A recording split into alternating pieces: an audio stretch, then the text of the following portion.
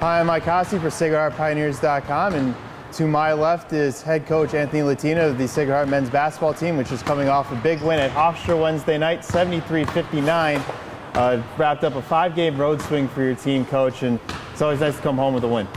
Oh, absolutely. You know, we played a Hofstra team that has been kind of snake bitten, lost a lot of close games. They had double-figure leads at Richmond versus a very good Belmont team and versus Manhattan, 3 very good teams that they had legitimate chances to win and didn't pull it out. So it was a physical team, an athletic team, and we probably put our most complete 40 minutes together because I felt like we controlled the game for most of that game. You had 3 guys scoring double figures Wednesday night, led by Steve Loyak, who had 18 points, made 6 threes in the game. Over his last couple of games, he's made a lot of big threes for your team. What's gotten into him over the last couple of games? Well, you know, he's playing with confidence. He's a high-energy guy. He's a very good shooter, and he's becoming more consistent. And the other thing, too, is I think he's not taking any more bad shots. He knows that we're going to find him. So now he's being a little more selective and taking just good threes, and he'll pass up on some that he wouldn't have passed up on in the past. So because of Phil playing at a high level right now and the way we're running the floor, he's getting some pretty good looks, and he's doing his job and knocking them down. Speaking of passing, 23 assists on 27 made baskets Wednesday night, only 3 turnovers. Phil Gaetano, as you mentioned, had 11 assists in the game, a season high for him. Just talk about how much of a complete team effort that was, because again, you don't see many games where you're assisting on almost 90% of your made baskets. No, it was tremendous. I mean, 23 assists is a fabulous number, especially like you said on 27 baskets. It means we're really sharing the ball, we're moving the ball, and then to only have 3 turnovers on top of it is outstanding. I mean, if we do that, we could beat anybody. So now part of that is we made some shots, but I don't think we made any tough shots. We got very clean, open looks, and the guys made them. Now, there's games where you get open looks and you miss them, but if we move the ball and share the ball that way, I think we have good enough shooters and good enough playmakers where we're going to make a high percentage of our plays. So it's what we want our trademark to be. We want to be a team that is a high assist to turnover ratio team. That was one of our goals coming to the season is to lead the league in assists and lead the league in assist to turnover ratio, and hopefully we're heading in that direction. Just coming off a 5-game road swing, you now have 2 games at home starting Saturday against Lafayette, a team that's won 2 games in a row. They've beaten Penn, they've beaten Wagner, a team that's in the NEC, picked to win the league, by the way. So what's the preview for Saturday's game? Well, they're extremely well-coached team. Coach O'Hanlon has been there for a long time. I have a great deal of respect for him, as does everyone in college basketball. They really are a terrific offensive team. They put 5 guys on the court that can score. They really shoot the 3 for a high percentage. They make 9 threes a game, which is a ridiculous number.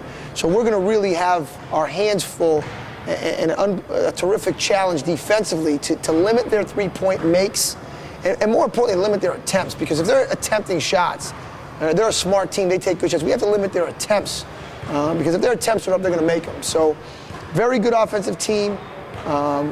They've struggled a little bit defensively. They mirrored us a little bit in that they probably can have 2 or 3 more wins. They've lost 2 overtime games like we have. They lost a game at the buzzer in addition to 2 overtime games. So they really could be 5-2, just like I feel like we could be 4-4, 5-3. But both teams are who we are and where we are, but we're both playing at a much better level, and it's going to be a good challenge. Both teams are going to be challenged defensively, and I think whoever does a better job of slowing the other team down is going to win the game. So hopefully that's us. You got 2 games here at home and then another big trip out to California and Nevada. How key is it to have a couple games sandwiched around finals? No question. I mean, it's after tomorrow's game, we have a week off where the guys can study. So it's important that we play well and hopefully get a positive result. So we have a week to kind of feel good about it, and even going into finals, really feeling good about how we're playing. So, one of the things right now, I think people consider us a dangerous team. Well, dangerous to me is code word for mediocre. That means you're good once in a while. And I told our guys today, we don't want to be dangerous, we want to be good. And what good teams do is they follow up a good performance at Hofstra with a good performance at home. So that's our goal. And we need to come ready to play, ready to defend, ready to rebound, all right, and ready to give maximum effort. If we can defend and we can rebound and play with the type of energy that we've been playing with, we're going to have a very good chance in a lot of our games. So we need to get, it's only our second home game. We lost a tough first home game to Brown, a very good Brown team. But we got to start protecting our home. And hopefully the guys take that personally and give a great effort tomorrow. Some coaches will say you learn a lot more about your team when you're playing on the road as opposed to home. You played 5 straight on the road. And in your first year as head coach, what do you think you learned about your team through 8 games? I think that we have a team that believes in each other. They believe in our style of play and what our philosophy is, and they have stayed very positive through some very close, tough losses. So I'm very encouraged because I think a lot of teams might kind of have felt sorry for themselves, and we kept plugging, and we beat 2 very good teams on the road, despite losing some tough ones. So I like this group.